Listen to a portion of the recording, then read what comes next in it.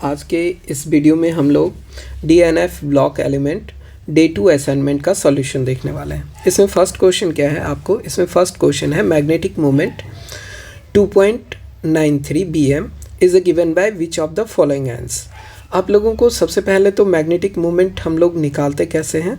Magnetic moment में आप लोगों को होता है, इसकी वैल्यू होती है मैग्नेटिक मोमेंट म्यू एस कहो या स्पिन ओनली मैग्नेटिक मोमेंट कहो, तो म्यू होता है आप लोगों को number of unpaired electron into number of unpaired electron plus 2, ये वैल्यू फार्मूला होता है आपको। तो इसके लिए अगर आप देखो तो आपको number of unpaired electron find out करना होगा। एटॉमिक नंबर एलिमेंट का दिया हुआ है, इसके साथ साथ आप लोगों को इसके ऑक्सीडेशन स्टेट भी दिए हुए हैं। कहने का मतलब ये कितना इलेक्ट्रॉन लूज़ कर चुका है ये भी दिखाया गया है। तो आप लोगों को सबसे पहले तो सभी के जनरल इलेक्ट्रॉनिक कॉन्फ़िगरेशन मतलब एलिमेंट का इलेक्ट्रॉनिक कॉन्फ़िगरेशन हम लोग अगर पहले ड्रॉ कर लें तो कितने इलेक्ट्रॉन निकले, हम लोग उसमें अनपेयर्ड इलेक्ट्रॉन काउंट कर लेंगे। आप लोगों को इसमें देखिए टाइटेनियम के लिए क्या दिया हुआ है। टाइटेनियम का आप लोगों को इलेक्ट्रॉनिक कॉन्फ़िगरेशन एटॉमिक नंबर होता है 22 और इसको हम लोग कैसे बनाएंगे, इसको हम लोग आर्गन 18 यूज़ करेंगे। रेस्ट जो बचेगा 4s में पहले फिल करेंगे तो हो गया 20 और बचा क्या है 2, तो 2 को हम लोग 3d2 से रिप्रेजेंट करेंगे। अब अगर इसमें हम लोगों को नेक्स्ट इसी तरह से हम लोगों को सभी को फिल करना है। आप लोगों को इसमें completely half fill and full fill वाला स्ट्रक्चर क्रोमियम के लिए अप्लाई होगा, तो इसको भी हम लोग ध्यान में रखेंगे। बाकी इसके सारे के सारे जनरल इलेक्ट्रॉनिक कॉन्फ़िगरेशन हैं। तो इसमें अगर हम लोग ध्यान से देखें तो इसमें अगर हम लोगों को टाइटेनियम +3 करते हैं तो पहले से 4 इलेक्ट्रॉन है, जिसमें कि 2 तो आप लोगों को आउटर 2s से इलेक्ट्रॉन चला जाएगा और एक चला जाएगा 3s से। तो इसमें बचा कितना, एक अनपेयर्ड इलेक्ट्रॉन बचा। और Bm 2.39 फॉर्म करने के लिए आपको n की वैल्यू कितनी चाहिए, n की वैल्यू चाहिए 2।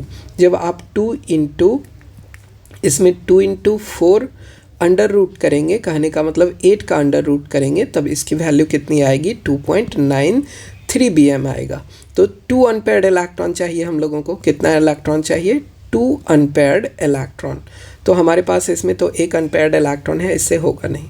फिर उसके बाद सेकंड क्रोमियम के लिए चेक कीजिएगा तो क्रोमियम है 24। इसमें क्रोमियम का +3 अगर 3 इलेक्ट्रॉन चला भी गया, इससे बाहर निकल गया, तो इसमें बचेंगे कितने, इसमें बचेंगे आप लोगों को 3 अनपेयर्ड इलेक्ट्रॉन बचे हुए रहेंगे। इसमें कितने अनपेयर्ड इलेक्ट्रॉन बचे हुए रहेंगे, 3। तो इसका भी Bm की वैल्यू क्या हो जाएगी 3 पॉइंट समथिंग, वो वैल्यू आप लोगों को 3.9 या 8 के समथिंग आएगा, तो ये भी नहीं है हम लोगों को। फिर मैग्नीज़ के लिए अगर हम लोग देखें तो मैग्नीज़ का 25 है और कितने इलेक्ट्रॉन इससे रिलीज़ हो गए, 2 इलेक्ट्रॉन रिलीज़ हो गए। तो अगर 25 का इलेक्ट्रॉनिक कॉन्फ़िगरेशन देखेंगे तो इसमें 5 होगा और इसकी मैग्नेटिक मोमेंट की वैल्यू कितनी हो जाएगी, इसकी मैग्नेटिक मोमेंट की वैल्यू √35, ये हो जाएगा 5.91 के अप्रॉक्स में। तो इस तरह से हम लोग देखते हैं। तो लास्ट क्या बच रहा है, आपको निकेल बच रहा है। निकेल में आप देखो इलेक्ट्रॉनिक कॉन्फ़िगरेशन कैसा है, इसमें 8 इलेक्ट्रॉन है D में, तो इसके 2 ही अनपेयर्ड हैं और 2s में कितना है 2 इलेक्ट्रॉन है।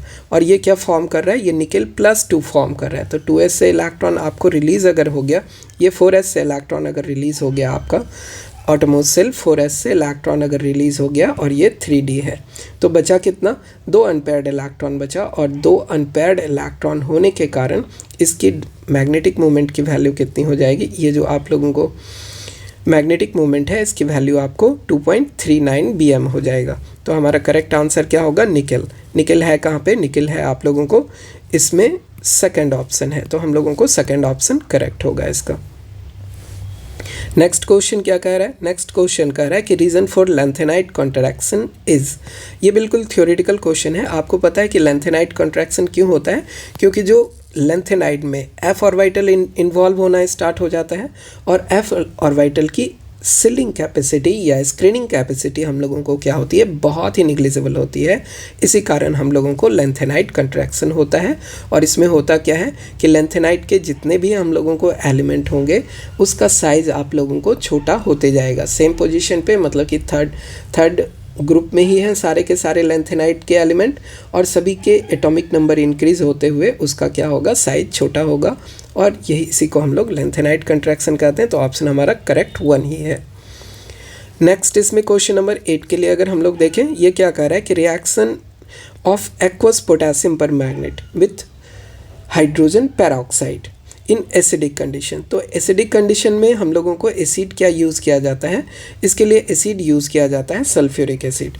तो हम लोग अगर सल्फ्यूरिक एसिड यूज़ करते हैं तो सल्फ्यूरिक एसिड यूज़ कर लिए, पोटेशियम परमैंगनेट आपको हाइड्रोजन पेरोक्साइड से रिएक्ट करके कन्वर्ट किस में हो रहा है, ये कन्वर्ट हो रहा है Mn मैग्नीज के ये सल्फेट में कन्वर्ट हो रहा है। इस जगह इसका ऑक्सीडेशन स्टेट क्या होगा, इस जगह इसका ऑक्सीडेशन स्टेट +2 होगा। और ये रिलीज़ क्या करता है, ये रिलीज़ करता है आपको ऑक्सीजन गैस रिलीज़ करता है। तो इसके आंसर करेक्ट क्या हो जाएंगे, ये 3rd नंबर ऑप्शन हम लोगों को करेक्ट ऑप्शन हो जाएगा क्वेश्चन नंबर 8 के लिए। और केमिकल रिएक्शन आपको इसी तरह के केमिकल रिएक्शन आपको बैलेंस केमिकल रिएक्शन होंगे।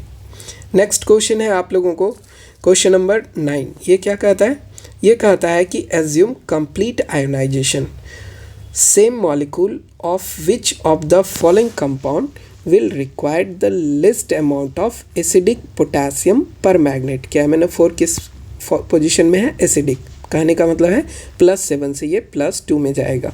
फॉर कंप्लीट ऑक्सीडेशन, ऑक्सीडेशन कहने का मतलब है कि कंप्लीट ऑक्सीडेशन में जितने भी एलिमेंट में जितने भी आप लोगों को कंपाउंड में जितने भी एटम प्रेजेंट हैं सभी का ऑक्सीडेशन ये कर देगा। तो उस कंडीशन में अगर हम लोग देखें तो आपको जितने हम लोगों को इस सभी को पहले हम लोग ब्रेक करके देखते हैं। फेरस सल्फाइड में क्या है आप लोगों को, फेरस सल्फाइड में है आयरन का +2 और सल्फाइड में हम लोगों को सल्फाइड के आयन है। सल्फाइड में आप लोगों को सल्फ़र किस ऑक्सीडेशन स्टेट में है, +4 में है और आयरन तो +2 में है। जब ये ऑक्सीडाइज्ड होगा तो कहाँ पे जाएगा, ये कन्वर्ट होगा आपको Fe+3 में और सल्फ़र को ऑक्सीडाइज्ड करके ये क्या करेगा, सल्फ़र का आप लोगों को +6 ऑक्सीडेशन स्टेट में कन्वर्ट करेगा, ये इसमें कन्वर्ट करने वाला है। तो इसमें इलेक्ट्रॉन की रिक्वायरमेंट कितनी हो जाएगी, इसमें अगर आप इलेक्ट्रॉन की रिक्वायरमेंट देखेंगे तो ये 2 और इसमें कितने इलेक्ट्रॉन की रिक्वायरमेंट होगी 1। तो टोटल हम लोगों को 3 इलेक्ट्रॉन चाहिए। अगर इसमें हम लोगों को सेकंड वाले में देखें तो इसमें भी आप लोगों को 1 इलेक्ट्रॉन और कार्बन डाइऑक्साइड, ये ऑक्सीलेट किस में कन्वर्ट होगा, कार्बन डाइऑक्साइड में। तो एक एटम के लिए चेंज कितने का हो रहा है, 1 का, कितने कार्बन है 2 है, तो इसमें भी 2 इलेक्ट्रॉन की ज़रूरत होगी। तो यहाँ भी 1 + 2 इलेक्ट्रॉन की ज़रूरत है। फिर इसमें नाइट्रेट में भी अगर आप देखें तो नाइट्रेट में आप लोगों को फेरस नाइट्राइट में है आप लोगों को क्या, ये कन्वर्ट होगा किस में, फेरिक आयन और इसमें नाइट्रेट आयन में ये कन्वर्ट हो जाएगा। तो यहाँ पे +5 कहने का मतलब है कि इसमें भी आपको 3 इलेक्ट्रॉन की ज़रूरत है। लेकिन अगर आप लास्ट वाले को देखें तो ये पहले से ही फेरस सल्फेट है, Fe+2 पहले से है और जब ये Fe+3 में कन्वर्ट होगा तो सिर्फ एक ही इलेक्ट्रॉन की ज़रूरत पड़ेगी। और नाइट्रेट आप लोगों को पहले से ही हायर ऑक्सीडेशन स्टेट में है, +5 में है, तो इसके लिए और एक्स्ट्रा इलेक्ट्रॉन की ज़रूरत नहीं होगी। तो सबसे लेस्ट अमाउंट ऑफ पोटेशियम परमैंगनेट की ज़रूरत कहाँ पे होने वाली है, हम लोगों को इस ऑप्शन में, ऑप्शन नंबर 4 में होने वाला है। तो इस तरह से हम लोग आइडेंटिफाई कर सकते हैं कि हमारा आंसर क्या है, फोर्थ है। इसके बाद नेक्स्ट क्वेश्चन क्या कहता है, नेक्स्ट क्वेश्चन कहता है gadolinium belonging to 4f series, its atomic number is 64, which of the following is correct electronic configuration. देखिए इलेक्ट्रॉनिक कॉन्फ़िगरेशन से रिलेटेड आपको क्वेश्चन पूछा जाता है नीट में, तो D&F ब्लॉक के। तो इसमें देखिए आपको याद क्या रखना है, आपका 58 से स्टार्ट होता है डी ब्लॉक एलिमेंट। तो 58 से अगर आप स्टार्ट करते हैं तो 58 में हम लोगों को 58 में इससे पहले वाले नोबेल गैस का यूज़ किया जाता है जेनॉन का। तो जेनॉन की 54 हो गई, जेनॉन की एटॉमिक नंबर क्या हो गई 54, प्लस इसके साथ साथ क्या होगा आपको 6s का 2 इलेक्ट्रॉन भी फिल रहेगा। तो इसमें 56 तो आप यूज़ कर चुके हैं, रेस्ट जो बचेगा उसको आपको F में फिल करना है। F में आपको ध्यान देना है कि D2 और D8 पॉसिबल नहीं है, इसको छोड़ के कोई भी इलेक्ट्रॉनिक कॉन्फ़िगरेशन आप, ये क्या पॉसिबल नहीं है, F2 सॉरी ये D नहीं ये F है, F2 और F8 पॉसिबल नहीं है। तो उसको छोड़ के अगर कहीं पे 8 इलेक्ट्रॉन बच रहा है तो आप क्या कीजिए, F को ब्रेक कीजिए, F और D में ब्रेक कीजिए। तो अगर हमारा गैडोलिनियम का एटॉमिक नंबर 64 है और 64 में हम लोग 56 को सब्सट्रैक्ट करें, क्यों 56? 54 जेनॉन के लिए और 2 किसके लिए? इस वाले के लिए। तो बचा कितना? इसमें रेस्ट बच रहा है आप लोगों को 8। तो F8 पॉसिबल नहीं है। F8 को हम लोग किस में ब्रेक करेंगे? इसको हम लोग ब्रेक करेंगे F7 और D1 में ब्रेक करेंगे।